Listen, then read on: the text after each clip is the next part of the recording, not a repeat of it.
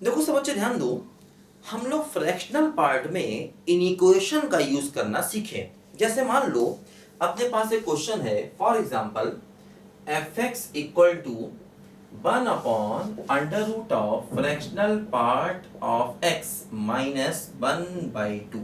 मान लो अपने पास ये क्वेश्चन है और हमसे कहा गया कि इसका डोमेन बताइए। डोमेन, ये हमसे कहा गया इसका डोमेन बताइए, है ना। √, फ्रैक्शनल पार्ट ऑफ x -2, ऐसा अपने पास मान लीजिए क्वेश्चन है। ठीक है, देखो ध्यान दो, इसका डोमेन चाहिए। अब √ है तो मैंने क्या बताया था, जब √ होता है तो डोमेन निकालने के लिए क्या किया जाता है, रूट के अंदर के टर्म को पॉजिटिव, मतलब फ्रैक्शनल पार्ट ऑफ x -1/2 को ग्रेटर देन 0 करना होगा, क्योंकि √ है और डिनोमिनेटर में है। जब रूट डिनोमिनेटर में होता है तो सिर्फ ग्रेटर देन 0 किया जाता है। देखो ध्यान दो, ये हो गया fractional part of x greater than 1/2, ऐसे लिख सकते हैं। तो अब हमें देखो इस इनिक्वेशन को सॉल्व करना है। अब देखो ऐसा होता है कि इनिक्वेशन को सॉल्व करने का देखो तरीका ये होता है कि जैसे सबसे पहले हम लोग फ्रैक्शनल पार्ट का ग्राफ बना लें, ऐसे, है ना। ये देखो अपना फ्रैक्शनल पार्ट का ग्राफ है, ठीक है, इस तरीके से। ये देखो अपना फ्रैक्शनल पार्ट का देखो यहाँ पर ग्राफ है, ऐसे करके ये, ठीक।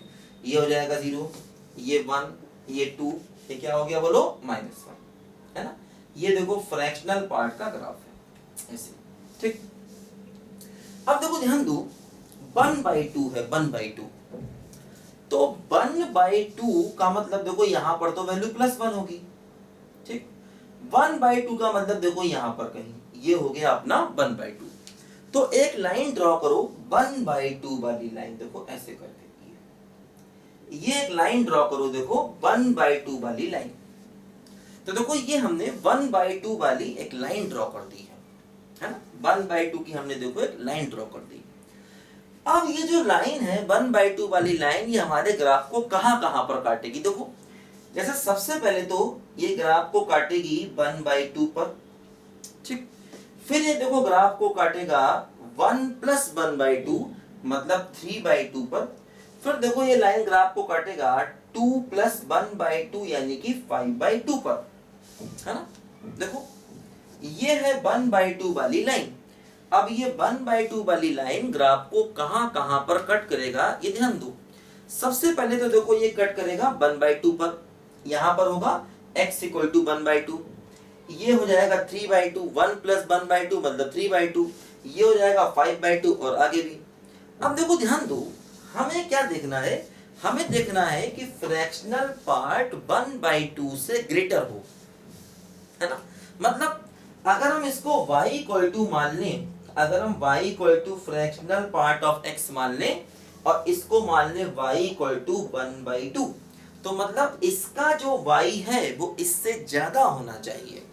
देखो ध्यान दो, जैसे ये है फ्रैक्शनल पार्ट, तो देखो फ्रैक्शनल पार्ट का y ये है, ये देखो ये इसकी y की वैल्यू है ना। इस एक्सिस पर क्या होती है, देखो y की वैल्यू। तो देखो फ्रैक्शनल पार्ट का y यहां ज्यादा है, फ्रैक्शनल पार्ट का y देखो यहां ज्यादा है, फ्रैक्शनल पार्ट का y यहां ज्यादा। मतलब ऐसे समझो कि ये वाला ग्राफ इस वाले ग्राफ के ऊपर दिखाई दे, है ना। फ्रैक्शनल पार्ट वाला ग्राफ 1/2 वाले ग्राफ के ऊपर दिखाई दे। तो देखो ये वाला हिस्सा, देखो इस हिस्से में फ्रैक्शनल पार्ट का ग्राफ 1/2 से ऊपर है, इस हिस्से में भी देखो फ्रैक्शनल पार्ट का ग्राफ 1/2 से ऊपर है, इस हिस्से में भी फ्रैक्शनल पार्ट का ग्राफ 1/2 से ऊपर है, और इस हिस्से में भी देखो फ्रैक्शनल पार्ट का ग्राफ 1/2 की लाइन से ऊपर है ना। ये लाइन है 1/2 वाली, हमें ऐसा हिस्सा देखना है जहां पर हमारा ग्राफ इस 1/2 वाली लाइन के ऊपर आ जाए। देखो ध्यान दो, देखो जैसे अब हमें ये हिस्सा चाहिए, ये हिस्सा चाहिए का मतलब इसका x चाहिए। अब देखो इसका x कहां से कहां तक है, बोलो x की वैल्यू कहां से कहां तक है, 1/2 से लेकर 1 तक। देखो ध्यान दो, x की देखो वैल्यू है 1/2 से लेकर के 1 तक। ध्यान दो, देखो जैसे अगर हम x को 1/2 लेते हैं, अगर हम x की वैल्यू 1/2 लेते हैं तो फ्रैक्शनल पार्ट की वैल्यू 1/2 के बराबर हो जाएगी, और फ्रैक्शनल पार्ट की वैल्यू 1/2 के बराबर हो ये नहीं चाहिए। देखो जैसे अगर हम x को 1/2 कर दें, अगर हम x को 1/2 कर दें मान लो, तो फ्रैक्शनल पार्ट ऑफ x भी 1/2 का मतलब 0.5, 1/2 का मतलब क्या होगा 0.5, और 0.5 का जब तुम फ्रैक्शनल पार्ट निकालोगे तो वो 0.5 ही रहेगा। बताया था मैंने आपको कि पॉजिटिव नंबर में फ्रैक्शनल पार्ट निकाल सकते हैं। जैसे मान लो हमने x लिया 0.5, तो इसका फ्रैक्शनल पार्ट 0.5 ही रहेगा। मान लो मैंने x लिया 1.5, तो इसका फ्रैक्शनल पार्ट फिर से 0.5 ही रहेगा। मान लो मैंने x लिया 2.5, तो इसका फ्रैक्शनल पार्ट फिर से 0.5 ही रहेगा, है ना। तो अगर हम x को 1/2 लेते हैं, 1/2 का मतलब 0.5, तो उसका फ्रैक्शनल पार्ट 0.5 के बराबर ही होगा, और हमें फ्रैक्शनल पार्ट को 1/2 के बराबर नहीं रखना, उससे ज्यादा रखना है, ध्यान दो, है ना। हमें फ्रैक्शनल पार्ट को 1/2 से ग्रेटर लेना, तो इसीलिए x इक्वल टू 1/2 को शामिल नहीं करेंगे और यहां पर इक्वल नहीं लगाएंगे, क्योंकि अगर हमने 1/2 पर इक्वल लगाया तो फ्रैक्शनल पार्ट भी 1/2 के बराबर हो जाएगा, जो नहीं चाहिए। देखो क्या चाहिए, ग्रेटर चाहिए, बराबर नहीं चाहिए, तो इसीलिए 1/2 पर इक्वल नहीं लगाएंगे। हाँ देखो ध्यान दो, 1 पर इक्वल लगाए कि नहीं लगाए। अगर हमने x बराबर 1 ले लिया, तो मैंने बताया था x बराबर 1 मतलब इंटीजर, और इंटीजर के केस में फ्रैक्शनल पार्ट हमेशा क्या हो जाता है, 0। तो अगर तुमने x को 1 लिया तो फ्रैक्शनल पार्ट की वैल्यू क्या हो जाएगी, 0। अब 0 1/2 से बड़ा तो होगा नहीं, तो इसीलिए 1/1 को भी शामिल नहीं करेंगे, है ना। क्योंकि अगर x 1 हुआ तो फ्रैक्शनल पार्ट 0 हुआ, और फ्रैक्शनल पार्ट 0 हुआ तो वो 1/2 से बड़ा नहीं हो पाएगा, इसीलिए ना तो 1/2 को इंक्लूड करेंगे ना 1 को। तो ये वाला पार्ट आया देखो 1/2 से 1 तक।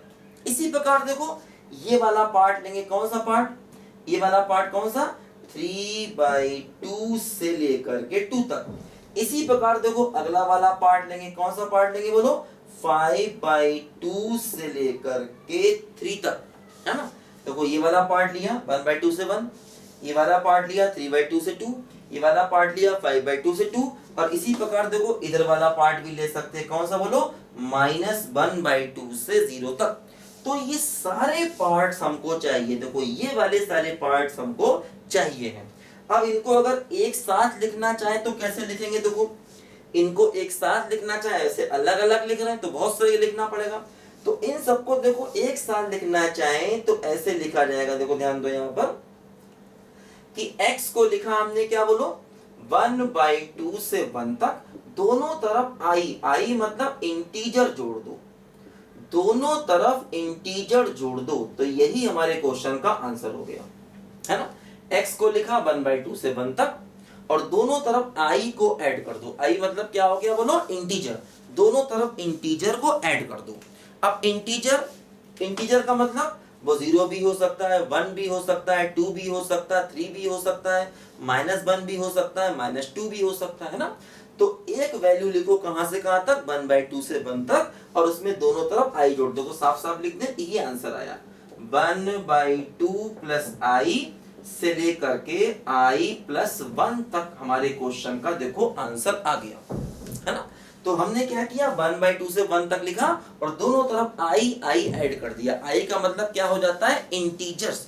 तो ये हमारे क्वेश्चन का, या ये हमारे क्वेश्चन का देखो फाइनल आंसर आ गया। तो फ्रैक्शनल पार्ट में अगर हमें कभी इक्वेशन सॉल्व करना होगा तो हमेशा ऐसे ही सॉल्व किया जाएगा, ठीक है। इसको नोट करो सब बच्चे ध्यान से, फिर हम लोग और बातें भी देखते हैं।